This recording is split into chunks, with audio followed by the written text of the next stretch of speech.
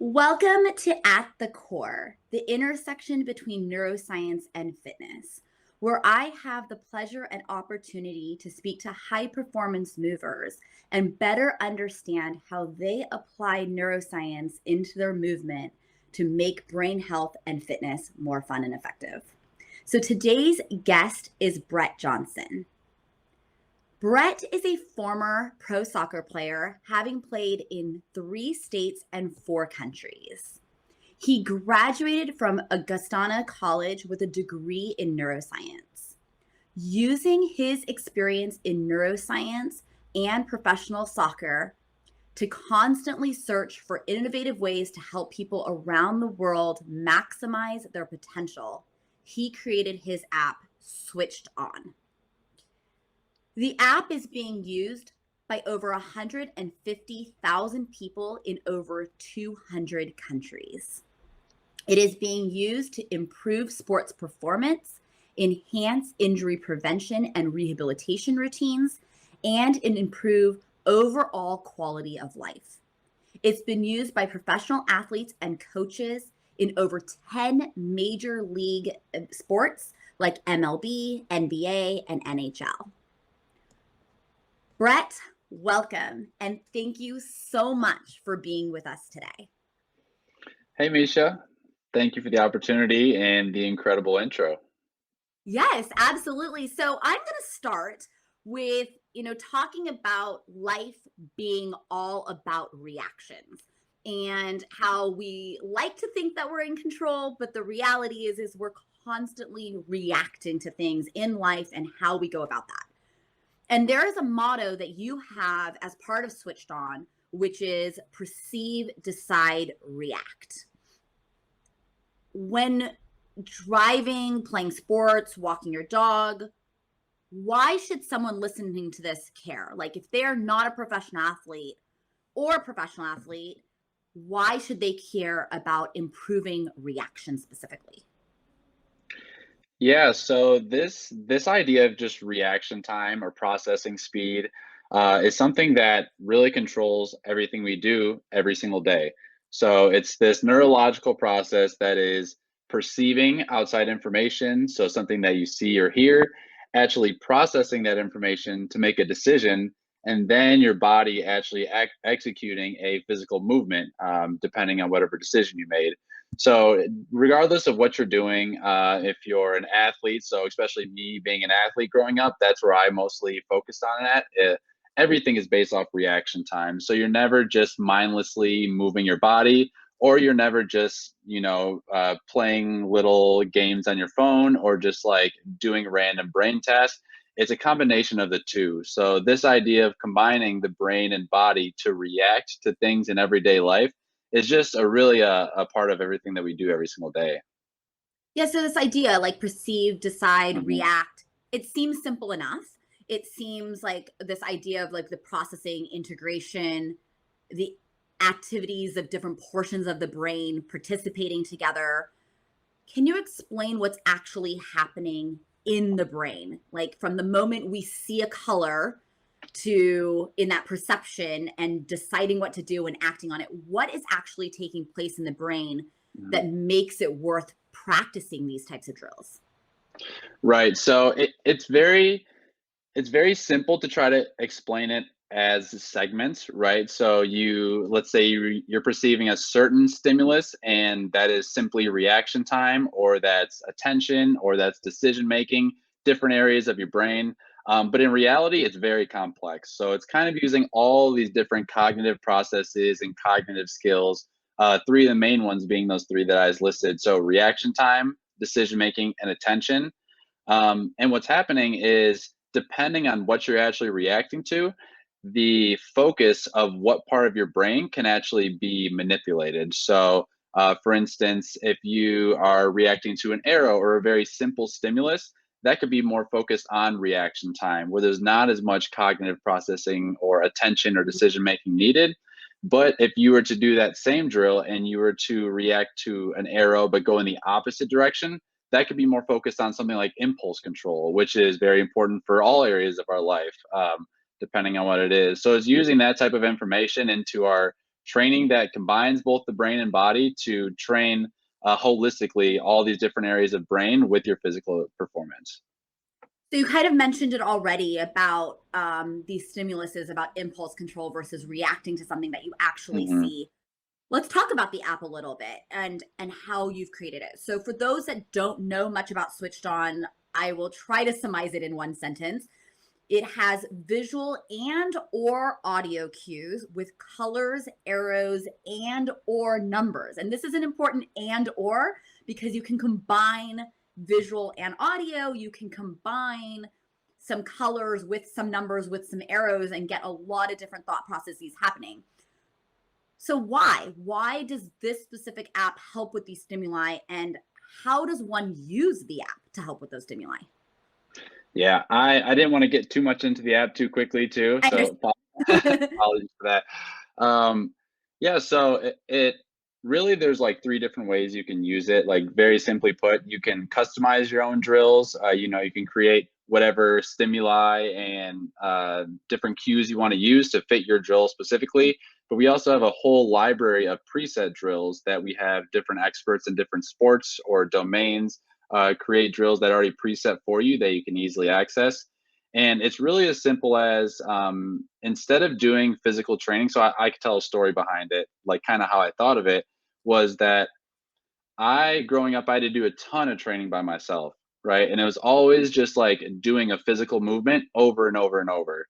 But the problem was that when I would go into games, everything is done based off of reacting to something that you see or hear. Mhm. So I was thinking, how can I make my training more game realistic that involves this reactive component using just your phone? And I started, making screen slides of different cues like colors, numbers, or arrows. And then I basically came to the conclusion that if you can customize them or have libraries of drills and programs already preset into an app, then it can be something where you kind of democratize it to people around the world. So, really simply put, that's kind of how it is. It allows you to react to different information with physical movements to train both your brain and body.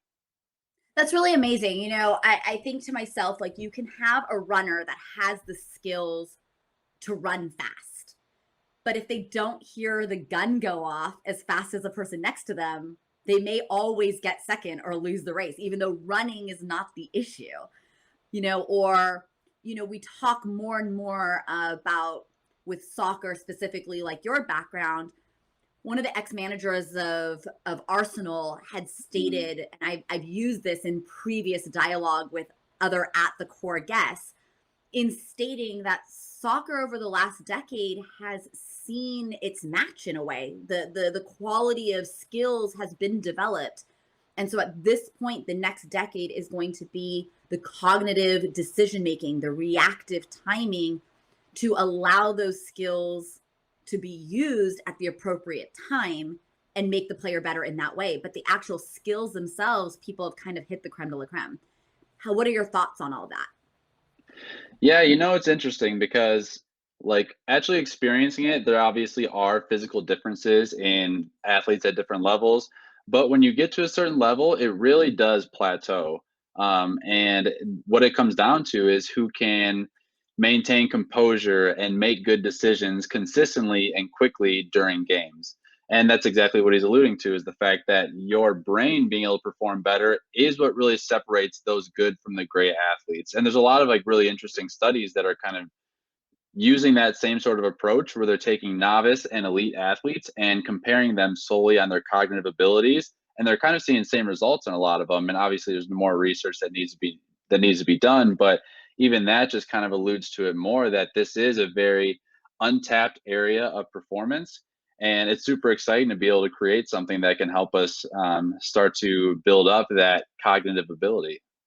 Well, and I think that the untapped aspect of performance is really interesting too, because obviously a lot of these things tend to filter from high performance sports athletes and then trickle down to the general person. But that Mm. general person, it's not just a split second that they're experiencing a change, it could be seconds, right? Because that fine tuning, there's a lot more tuning that can be done in a way. So I've noticed, even just with working with clients that are not professional athletes, the amount of improvement in their life and their reaction timing, ability to drive at night, All of these things have improved vastly with reactive training. Yeah, and if not more, right? Because Right. if you think about elite athletes, they are already at such a high level of cognitive performance as it is, just because they're constantly, even without doing like this type of training, during sport, you're constantly reacting and making decisions and using so many high level cognitive processes at such a high speed that it's almost hard to try to bring that up another level, right? But Right. with more of the average population, if you can do this type of training with them, you're going to see more immediate gains because there's more of like there's more of a cushion of area to improve with them. So yeah, it's incredible to see the results you can get with that general population as well. Well, and so as we go into this, that actual shift, that neuroplastic change that takes place, it kind of houses in the nervous system. And you have a term that you use that you qualify kind of your app under is perceptual cognitive motor Mhm, training. mhm. Can we talk about that a little bit? How would you describe that? Yeah, I mean, that's a really tricky one too. It's coming into this is such a new field and there is so many different terms. So you can see it under dual tasking, under cognitive motor training, under reactive agility. All of these concepts are around the same thing, and it's combining the brain and body in training. And we kind of wanted to create like an umbrella term where we can kind of speak to all of these, especially in the way that the app can actually allow you to perform these types of training, and that's really where it came from. So what would be considered perceptual cognitive motor training is something that involves perceiving outside information, processing that information to make a decision, and then reacting with a physical movement. We had a guest on a previous episode, Dr. Jacob Weiss from Hand Eye Mhm. Body Academy. Yeah, he's awesome. And he was saying about, if you don't care about this stuff, maybe you'll care when you go to drop your phone and you catch it and save yourself $1,000, Mm. and it's this aspect. And I've seen it myself. I had this experience, a couple weeks ago. I was at a restaurant and someone brought a plate of food to me, and there was this little mustard container on the side of the plate that just toppled. And I was talking to my husband and I just dropped my hand to catch it and realized it was mustard flipped upside down. So I flipped it with my pinky to have it in my palm the right way. Totally unexpected. Felt very boss in that moment. But I know that it's from these types of trainings. I know it's from taking 10 minutes a day to do some reactive drills that has entered my nervous system to react in those moments that's necessary. And I think when people start to understand that this is not just professional athletes and this is for Mm, just daily living of stepping off a curb and being able to react to that, mm. or a dog charging you and being able to react to that, I think that that's when it changes for people. So when did you realize that your app was not just for athletes? Yeah, it was kind of like similar to what happened with you.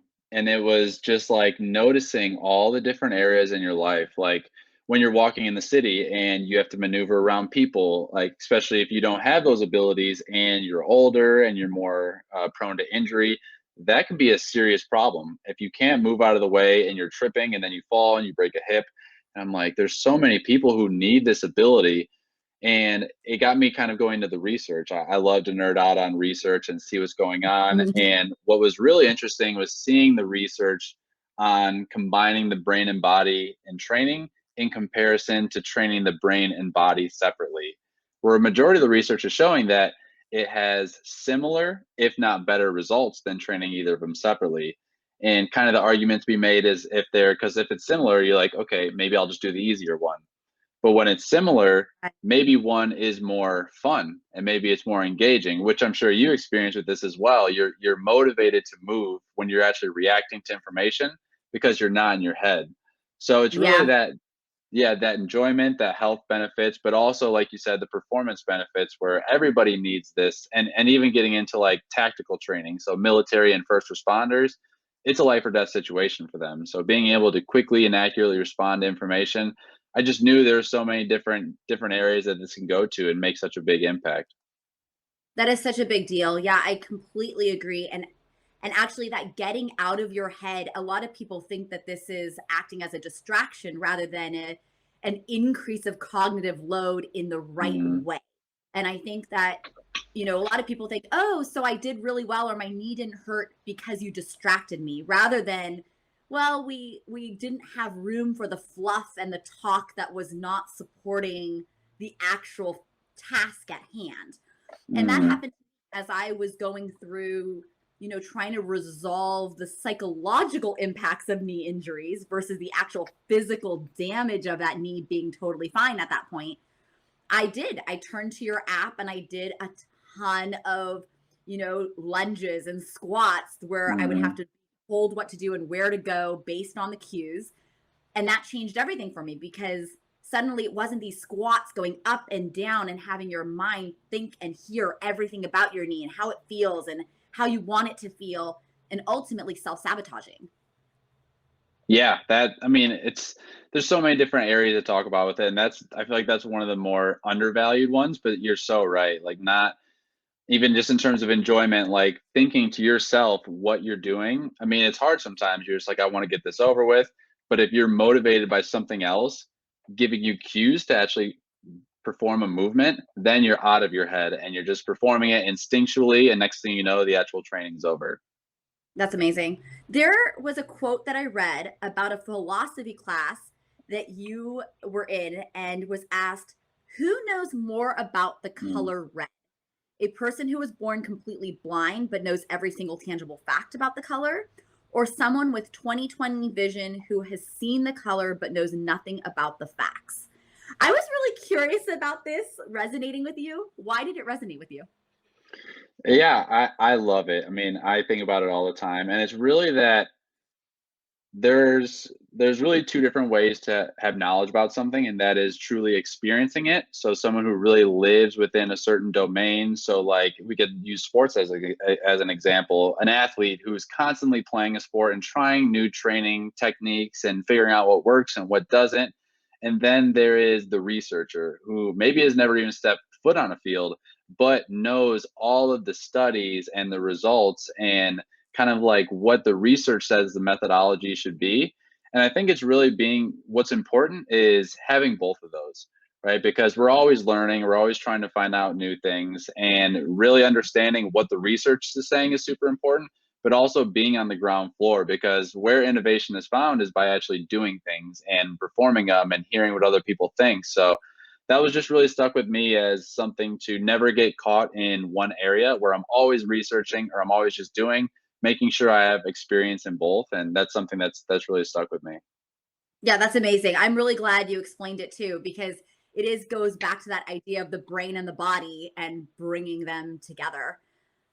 The app was originally created for athletic conditioning, and we talked Mhm. about this being used for the general population. But as we really talk about neuroscience and neuroplasticity, using it for brain trauma, using it for neurological disorders, um, how do you see this dual tasking cognitive work changing in the last 10 years for people with Parkinson's and people with stroke rehab? Even putting the app aside, but how are you seeing all of this dual tasking or perceptual cognitive motor training changing what we've known in previous decades to what we've seen recently? Mhm. Yeah, so I'll be honest, this isn't my particular expertise is the dual tasking for the rehabilitation and Parkinson. I have some brief knowledge on it. I could talk to a little bit, but I don't know if you know Ryan Glatt. He's one of our science advisors. Yeah, so Mhm. he's the one who's really deep into that field, and he educates me a little bit. And it's similar to the way that we talked about sports, though. It's not trying to segment physical exercise or cognitive tasks, but it's understanding that a lot of these things stem from true full neurological processing that involves both the brain and body. And by training in this way that better represents real life scenarios, you're able to better adapt to real life scenarios. So you're able to help yourself recover from these. And then as it gets into like, he was telling me about the neurological pathways involved with like Parkinson's and stuff. And I have notes on it, but I can't call to it too much. But from what he talks about, it does seem like a very, very promising opportunity. And it's apparently helping a lot of people right now. So it's super exciting. Yeah, absolutely. Absolutely. The dual tasking aspect of it for Parkinson's and neurological disorders, also that integration aspect, right? Like we go back to the motto, decide, perceive, decide, react. It is this aspect that it's not just one thing, that as you see something, figure out what to do with that information, how you react to it. There's so many cortices of the brain lighting up. And the more we can light up, the better their brain health, right? They used to say Mm, that choreography for dance, learning a new language, and playing a musical instrument were some of the three best things you could do for brain health and cognitive health. mm, And now they're saying, well, yes, but that is because there is metronome and predictable beating, and there's the auditory and the visual, and there's the mm. memorization, choreography or learning, and there's speech patterning, and all these other aspects that light up different parts of the brain. And I think what's happening now with things like your app and doing reactive training, we are restarting to light up that brain through fitness, which is a really Mm. exciting time right now. Yeah, and like I love how you brought up those other modalities too, because it's definitely not just the app. Like this is just one tool that belongs in a whole plethora of different ways. Like what you guys do, you have so many different ways you're training this, and like you talked about dance, and you talked about, I mean, even just like yoga and things like that. These ways of combining physical and cognitive training, it's incredible. And I would honestly love to hear some more of your experience with the like Parkinson's and rehabilitation aspect of it, because I'm definitely trying to learn from more experts like you about it. Yeah, absolutely. No, it's really amazing. I think that metronome training is one Mhm. of the things that we've noticed most in being able to help Parkinson's patients, giving them a positioning to go to. So what's really cool about it is with stepping, they get this freezing, or they get this stutter step. And with Mm, Parkinson's, you suddenly now have these colored panels around the room, and you give them this light that shines up, and they have to step to that color.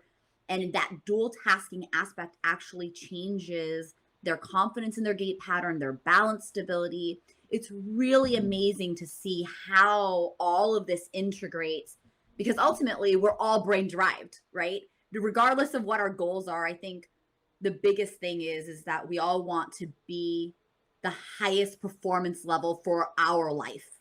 And mm. so I think a lot of people don't realize, well, they say, okay, I don't need this because I'm not a professional athlete, but they do need it because they should be as a high performance as possible for their life, to make it as easy on them in their life.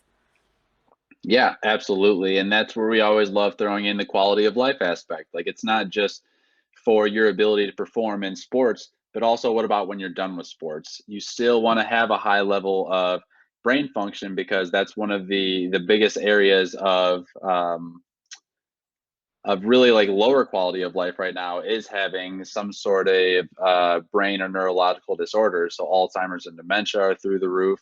So being able to prevent these in a fun and engaging way that you also get to improve your physical health, it just seems like a no-brainer for something for people to start getting more into. I also think it lights people up. It really brings Hmm. joy to people that were very active in their youth and lost that. Like, you went on to continue a career in soccer, and now you don't play.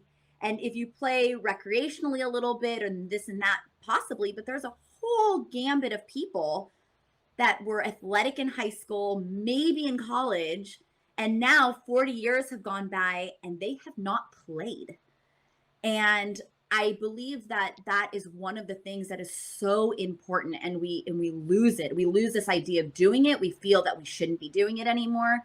And when we lose sports or play or exploration in our lives, we are actually doing ourselves a huge injustice as far as cognitive health.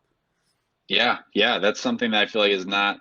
I mean, I know right when I stopped too, there's a good period about maybe a couple months where I was so used to competing at a high level that I did not want to go and just play recreation. It was too serious for me, so I just went and started lifting weights and doing traditional exercise, and I didn't get like that satisfaction or that energy from it because I'm so used to competing and so used to using all these different movement patterns and all these right? different abilities. So yeah, even me, I use it probably 3, 4 times a week where I just add it, do some agility drills, do some more unpredictable like core drills, like lunges or things like you said, just help me almost train like an athlete to feel like one again. And when I get back into my rec leagues now, I'm better than ever. So it's I, definitely a I fun way to continue training.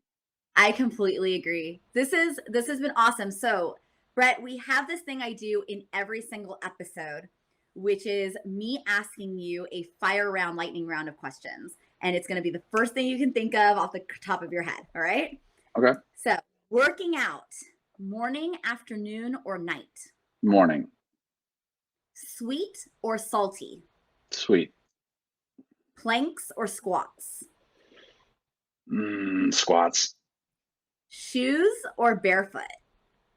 Shoes. But I hear a lot of good things about barefoot. I want to get into it more, but I've not experimented too much with it. But Coffee or tea? coffee. Beach or mountains? I'm going mountain. Music or silence? Music. Heat or cold? Heat. Inside or outside? Outside. Jasmine or peppermint? Peppermint. Spontaneous or planned? Spontaneous. Learn something new or perfect something known? Oof. That's tough. I'll go with perfect. I love finding something and trying to be great at it, but I also do love trying new things. So that's a tough This, one. this last question gets every single one of us because we know how important both of them are. Yeah, yeah, exactly. I'm like, oh, I don't know. This was amazing. I know that we just like shaved the tip of the iceberg in this Mhm. conversation, but I want to thank you so much, Brett. Is there anything you would like to add to this that we missed that is really important for the listeners to hear about this conversation, about this topic? Nothing I could think of. You covered a lot of it. I think it's just there's so many different areas that this has seen be an impact, and it's such a new and upcoming area. But it's great having people like you who are so outgoing and are so incredible at bringing people on. Like I appreciate you bringing me on to bring more awareness to it, and I'm really happy to be here, and I appreciate you bringing me on. So this is really exciting. No, thank you so much. It was really a great privilege. I was so honored to get to chat with you. I respect everything you do and how you do it and the offerings that you have for more and more people to realize, regardless of where they are in life, that they should be doing this type of stuff. And for those of you listening, you know, as Brett and I have talked, there have been amazing achievements and advances that have taken place in brain development through fitness. So, for all of you out there that feel like you cannot add another thing to your day, consider training a bit smarter rather than always just training harder. And we look forward to welcoming you to another episode of At the Core. And we hope you got something to take away from this one.